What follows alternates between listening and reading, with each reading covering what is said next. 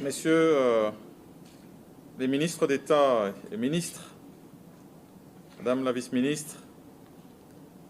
Monsieur le ministre des Finances,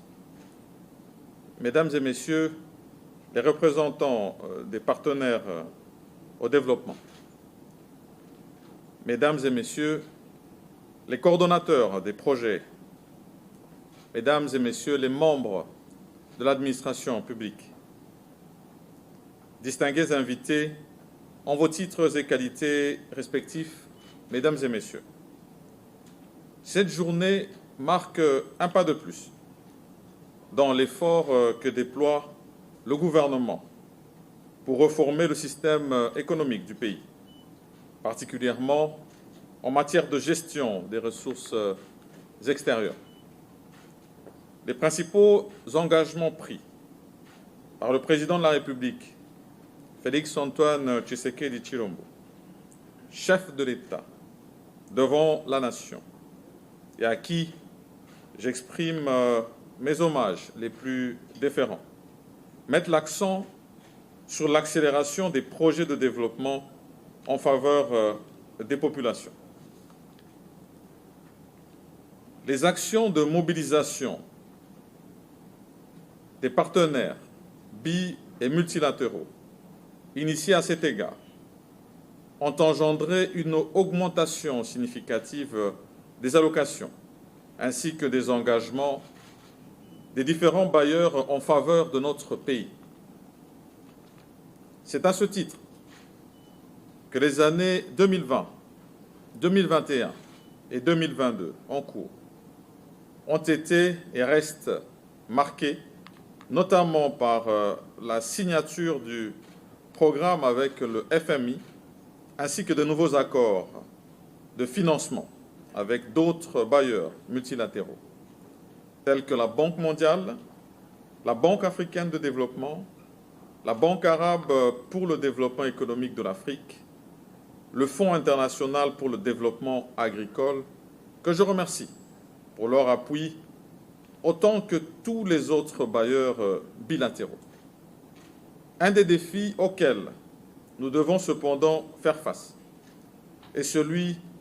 d'améliorer l'état général d'exécution financière et physique des projets, ainsi que des différents programmes du gouvernement. Situation, du suivi de ces projets et programmes constitue donc l'un des dispositifs clés du gouvernement pour redresser la courbe de cette contre-performance et accroître la capacité nationale d'absorption des financements alloués au pays. Et ceci, comme cela a été si bien mentionné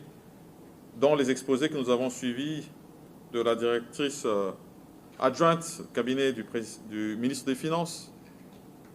du directeur général adjoint de la Banque mondiale, ainsi que du ministre des Finances,